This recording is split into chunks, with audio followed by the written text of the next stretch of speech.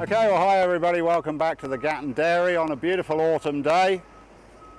We're currently calving the cows at the moment, and so we've got 203 cows in milk and we've got some 102 calves in the calf shed, so we're pretty much over the job now.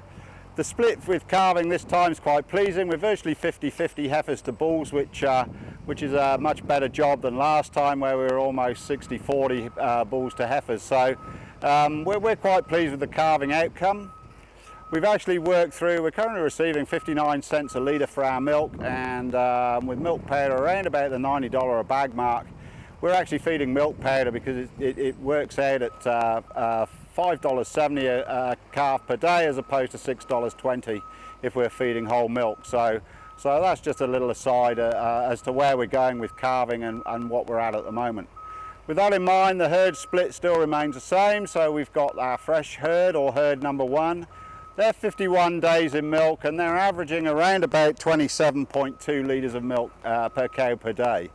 This is on a diet of 22 kilos of dry matter made up of a kilo of kikuyu grass with barley silage, corn silage, two types of protein meal. We're still using canola meal and soybean meal, and of course our barley wheat mix and our mineral. The stale herd, they're about 256 days in milk on average. They're doing around about 19.7 litres of milk each, and this is on 19 kilos of dry matter. Again, a kilo of kikuyu grass in there, and made up pretty similar ingredients, but 4.4 kilos of barley grain mix as opposed to 5.5. Okay. The herd average overall is around about 23.1 litres, and so we're quite pleased with the way cows are milking. And as I say, at 59 cents a litre, this is the part of the year we enjoy milking cows most, as I'm sure most of you can appreciate that your returns are much better. Okay, so that's covered the herds.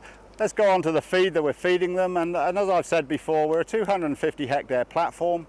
And so we grow most of our forages, in fact all of our forages, on site. Recently, this year, we've actually harvested 1,500 tonnes of maize, which yielded around about 20 to 25 tonnes an acre. We've also got 620 tonnes of graze soil sorghum, which came in at 22 tonnes an acre, and 408 tonnes of a white corn variety, just as a comparative trial with Pioneer, which actually yielded 18 to 20 tonnes an acre. Now, as part of the C4 milk project that DAF are running here, we've also grown some white sorghum, which we took as headlage.